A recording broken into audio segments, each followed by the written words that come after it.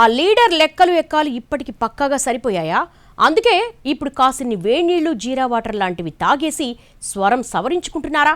ఇన్నాళ్ళు పార్టీ పుంజుకుంటుందో లేదో అన్న అనుమానంతోనే ఆయన అజ్ఞాతవాసం చేశారా? మరి అంతలా లెక్క సరి రాజకీయాలు చేస్తున్న ఆ వైసీపీ సీనియర్ ఎవరు? ఆయన ప్లాన్స్ ఏంటో? ఉత్తరాంధ్ర రాజకీయాల్లో తలపండిన నేత ధర్మాన ప్రసాదరావు. ప్రత్యేకించి ఉమ్మడి శ్రీకాకుళం జిల్లాలో తనదైన మార్కుతో పాలిటిక్స్ను శాసిస్తూ వచ్చారాయన. 2024 ఎన్నికలకు ముందు వరకు వైసీపీలో యాక్టివ్గా ఉన్న పార్టీ ఓటమి తర్వాత ఆయనలో మార్పు కొట్టొచ్చినట్టుగా కనిపించింది. తనకు రాజకీయాల మీద ఆసక్తి పోతోందని ఎన్నికల సమయంలో ఆయన చేసిన వ్యాఖ్యలు కలకలం రేపాయి. దాంతో ఒకవేళ తేడా పడితే ఆయన పూర్తిగా పాలిటిక్స్ నుంచి తప్పుకుంటారా అన్న అనుమానాలు అప్పట్లోనే చాలా మందికొచ్చాయి. అందుకు తగ్గట్టే ఎలక్షన్ తర్వాత ధర్మాన ప్రసాదరావు పాలిటిక్స్ లో అసలు ఉన్నారా లేదా అన్నట్టుగా వ్యవహరించడం, పార్టీ కార్యక్రమాల్లో పాల్గొనకపోవడం, ముఖ్య నేతలకు సైతం అపాయింట్మెంట్ ఇవ్వకపోవడం లాంటివి జరిగాయి. ప్రతిపక్షంలోకొచ్చాక వైసీపీ నిర్వహించిన విద్యుత్ నిరసన, యువత పోరు, వెన్నుపోటు దినం, చలో మెడికల్ కాలేజీలు ఇలా ఏ ఒక్క కార్యక్రమంలోనూ పాల్గొనలేదు ధర్మాన.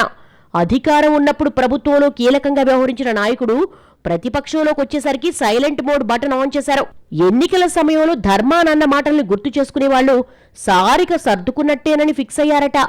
కానీ సడన్ గా ఇప్పుడు ఆయన తెర మీదకొచ్చి రాష్ట్ర ప్రభుత్వానికి కొన్ని ప్రశ్నలు సంధించడం, అది కూడా మెడికల్ కాలేజీలకు సంబంధించి కావడం ఆసక్తి రేపుతోంది. అదే మెడికల్ కాలేజీల ఆందోళన కార్యక్రమంలో పాల్గొనకుండా ఆ తర్వాత నింపాదిగా తెర మీదకొచ్చి ప్రశ్నలేయడంపై డౌట్స్ వస్తున్నాయి. నియోజకవర్గ సమావేశం పెట్టి కేడర్ను ఉత్సాహపరచడం గురించి కూడా ఆసక్తిగా మాట్లాడుతున్నారు. పైగా తన కుమారుడు రామ్ మనోహర్ నాయుడును ముందు పెట్టి కార్యక్రమాలు నిర్వహించే ప్లాన్లో ఉన్నారట.